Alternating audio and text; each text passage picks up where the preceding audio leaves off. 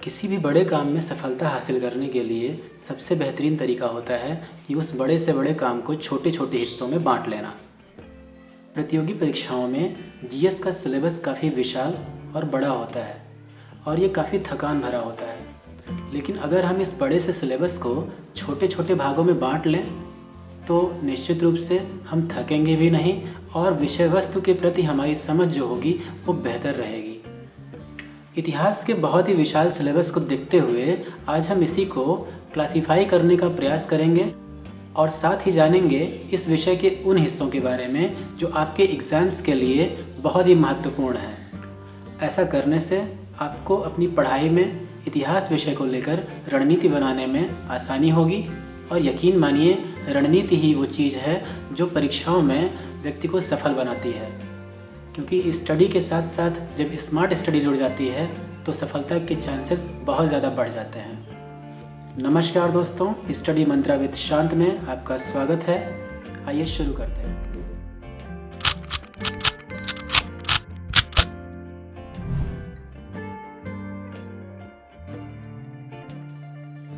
प्रतियोगी परीक्षाओं में इतिहास विषय की व्यापकता किसी से छिपी नहीं हुई है।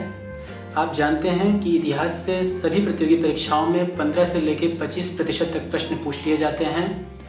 ऐसे में आवश्यक हो जाता है कि हम इतिहास विषय की अच्छी समझ विकसित कर लें और इसके लिए सबसे ज़रूरी है इतिहास विषय की सिलेबस को समझना, क्योंकि बिना सिलेबस को समझे आप नहीं जान पाएंगे कि इसमें से क्या चीज़ें महत्वपूर्ण हैं और क्या चीज़ें हमें छोड़ देनी चाहिए। तो आइए आज हम सबसे पहले शुरुआत करेंगे इतिहास विषय के सिलेबस को समझने की। मित्रों, जैसा कि आप देख रहे हैं कि ऊपर एक टाइमलाइन दी हुई है जिसमें पाषाण काल से शुरू करके एक बिंदु और यहाँ पर 1947 ईस्वी तक एक बिंदु को दर्शाया गया है। इसका मतलब ये हुआ कि ये पूरी टाइमलाइन जो है, ये समय रेखा जो है वो पाषाण काल से लेकर 1947 तक के समय काल को दर्शा रही है। अब आगे जैसे जैसे हम इस इतिहास विषय के क्लासिफिकेशन को समझेंगे वैसे वैसे हम इस टाइमलाइन का सहारा लेते रहेंगे। यहाँ पर देखिए दोस्तों, इतिहास को हमने दो मुख्य भागों में विभाजित कर लिया है। ये कोई मानक विभाजन नहीं है, ये विभाजन हमारे अध्ययन की सुविधा के लिए है जिससे हम प्रतियोगी परीक्षाओं को बेहतर तरीके से टैकल कर पाएं। इतिहास विषय को हमने भारत का इतिहास और विश्व का इतिहास दो भागों में बांट लिया है, लेकिन किसी भी प्रारंभिक परीक्षा में आमतौर पे भारत के इतिहास से ही प्रश्न उठाए जाते हैं। विश्व के इतिहास में से बहुत ही कम प्रश्न पूछे जाते हैं। अगर इक्का दुक्का प्रश्न पूछ भी लिए जाते हैं तो वो ऐसे प्रश्न होते हैं जो बहुत ही रटे रटाए टॉपिक्स से आते हैं, जैसे कि प्रथम विश्व युद्ध या द्वितीय विश्व युद्ध या फिर औद्योगिकरण। इस तरह के टॉपिक्स से ही प्रश्न विश्व इतिहास में पूछे जाते हैं। यानी कि हमारे लिए आवश्यक है कि अभी हम सबसे पहले विश्व इतिहास को छोड़ दें।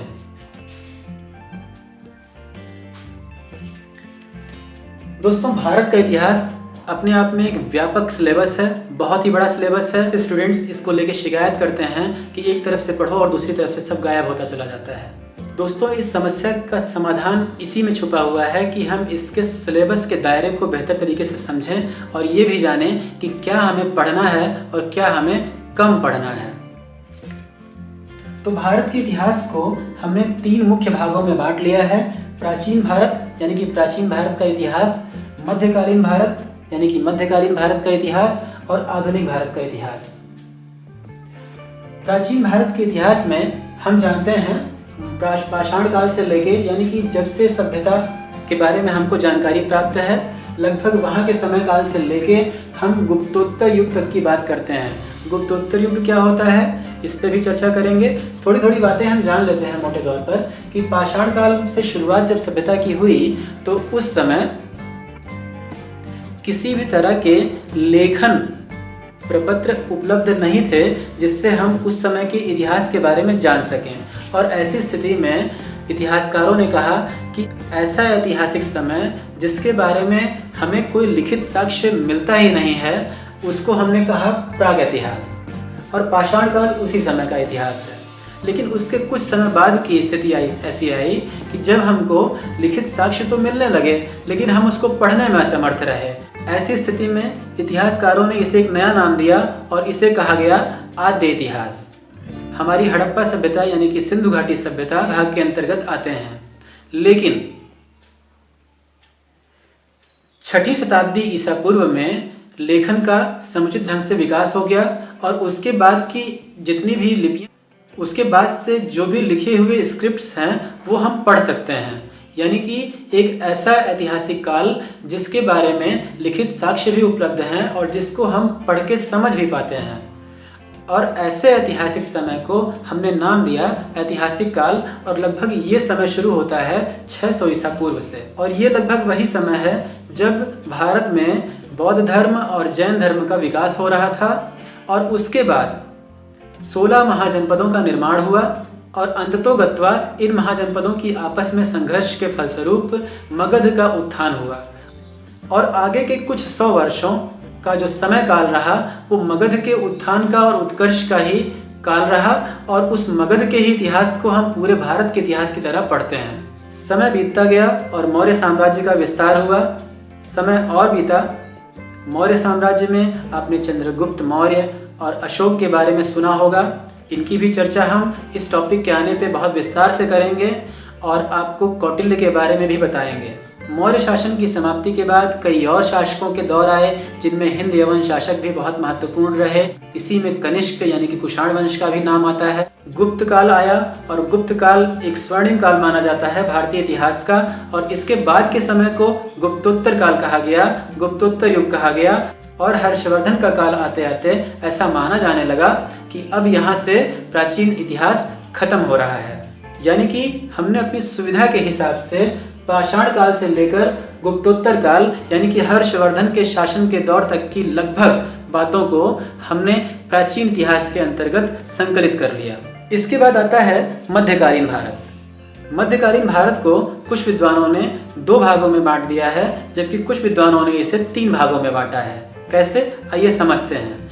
मध्यकालीन भारत के 800 ईस्वी से लेकर लगभग 1200 ईस्वी के शासनकाल को पूर्व मध्यकाल कहा गया। ये वो दौर था जब भारत में कई शक्तियां विद्यमान थीं, किसी एक बड़े साम्राज्य की स्थापना नहीं हो सकी थी। इस दौर में हम बात करेंगे पृथ्वीराज चौहान की, जयचंद की, अरबों की और तुर्कों के आक्रमण की, जिजाक भुक्ति के चंदेलों की, आल्हा और उदल की। हम बात करेंगे गुर्जर प्रतिहार, पाल और राष्ट्रकूटों के बीच हुए त्रिपक्षीय संघर्षों की। इसके बाद का जो समय आता है वो मुख्य रूप से माना जाता है मध्यकालीन भारत का इतिहास। मध्यकालीन भारत के इतिहास को व्यापक रूप से 2 भागों में बांटा जा सकता है, सल्तनत काल और मुगल काल। सल्तनत काल में आप जानते हैं कि 1206 ईस्वी में मोहम्मद गोरी का एक गुलाम कुतुबुद्दीन ऐबक दिल्ली की गद्दी पर बैठा और उसने गुलाम वंश की स्थापना की, और यहीं से शुरुआत होती है सल्तनत काल की, क्योंकि गुलाम वंश ने जिस शासन की स्थापना की उसका नाम था दिल्ली सल्तनत। तो दिल्ली सल्तनत के अंतर्गत कुल 5 राजवंशों ने शासन किया: गुलाम वंश, खिलजी वंश, तुगलक वंश, सैयद वंश और लोदी वंश। और अंततोगत्वा आखिरी लोदी सुल्तान इब्राहिम लोदी का संघर्ष हुआ 1526 ईस्वी में बाबर के साथ, और बाबर ने उसे पराजित कर दिया और वहाँ से स्थापना हुई मुगल वंश की। और इसके आगे का पूरा समय काल कहलाया मुगल काल। यानी कि मध्यकाल को बड़े हिस्सों में बांटकर अगर देखा जाए तो सल्तनत काल और मुगल काल 2 हिस्से होते हैं। 1707 ईस्वी में जब औरंगजेब की मृत्यु होती है तो उस समय से लेके ऐसा माना जाता है कि मध्यकालीन इतिहास समाप्त हो गया। लेकिन कुछ विद्वान इससे आगे की बात करते हैं, वो कहते हैं नहीं, मध्यकालीन इतिहास अभी समाप्त नहीं हुआ है, क्योंकि ताकतवर ना सही, कमजोर ही सही, लेकिन मुगल सत्ता अभी भी भारत में बनी हुई थी और सबसे बड़े केंद्र के रूप में बनी हुई थी। लेकिन इस दौर में ये सत्ता अपनी पकड़ खोती जा रही थी।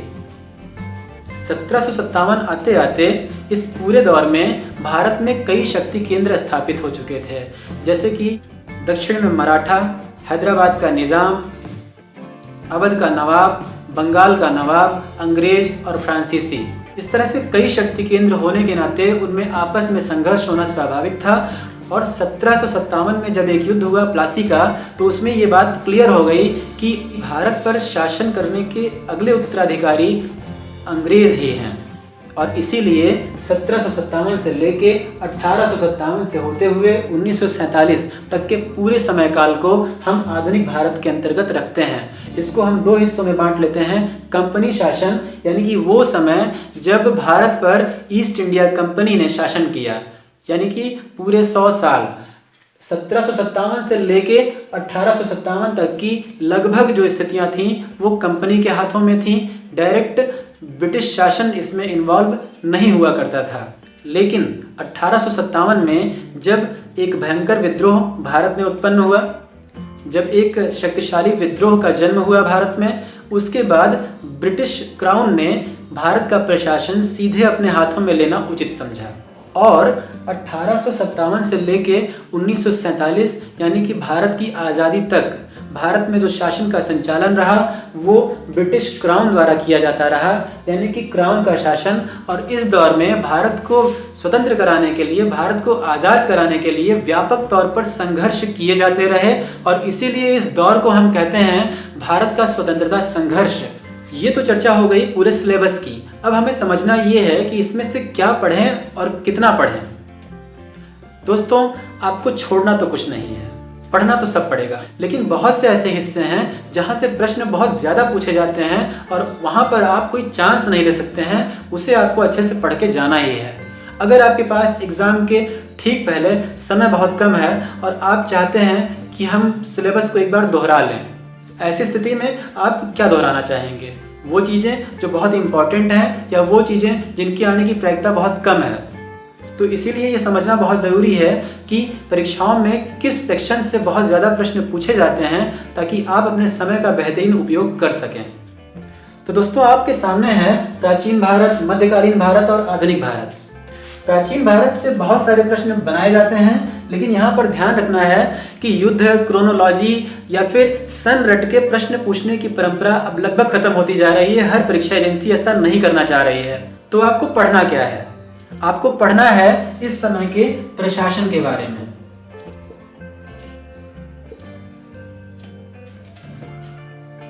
इस समय की कला संस्कृति के बारे में,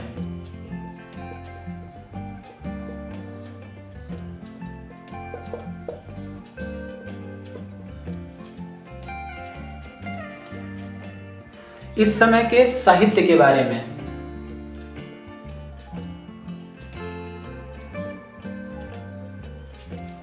ये ऐसे क्षेत्र हैं जो प्राचीन भारत के सबसे इम्पोर्टेंट सेक्टर बने हुए हैं और इनसे प्रश्नों के आने की संभावना लगातार बनी रहती है। मध्यकालीन भारत पर बात करें तो सीमित सिलेबस होने के बावजूद यहाँ भी आपको ध्यान देना है कि प्रशासन से बहुत सारे प्रश्न पूछे जाते हैं, कला और संस्कृति से बहुत सारे प्रश्न पूछे जाते हैं, लेकिन अगर इन दोनों के कंपेयर में हम बात करें तो इसमें से प्रश्न कम ही आते हैं। अगर आपके पास समय कम है और रिवीजन तेजी से करना है तो आप निश्चित रूप से मध्यकालीन भारत पर थोड़ा सा कम ध्यान दे सकते हैं। आधुनिक भारत की बात करें तो आधुनिक भारत सबसे इम्पोर्टेंट हिस्सा है इतिहास के सिलेबस का और उसमें भी सबसे इम्पोर्टेंट हिस्सा जो है वो है भारत का स्वतंत्रता संघर्ष, यानी कि 1857 के बाद की घटनाएं जो 1947 तक लगातार आज़ादी तक चलती रही हैं, वहाँ से बहुत सारे प्रश्न पूछे जाते हैं हर एग्ज़ाम में। ऐसा अनुमान है कि 40 से 50% तक प्रश्न केवल इसी हिस्से से पूछ लिए जाते हैं इतिहास खंड के। तो आप इसी आंकड़े से अंदाज़ा लगा सकते हैं कि कितना इम्पोर्टेंट ये हिस्सा है और इसीलिए सबसे पहले हम इसी इम्पोर्टेंट हिस्से की शुरुआत करेंगे और अगले लेक्चर से हम आपको 1857 से आगे की घटनाओं के बारे में विस्तार से पढ़ाना शुरू करेंगे। और पढ़ने का तरीका होगा बिल्कुल आसान, बिल्कुल सहज भाषा में, जो आपकी परीक्षाओं के लिए उपयोगी हो। तो आज के लिए बस इतना ही। धन्यवाद।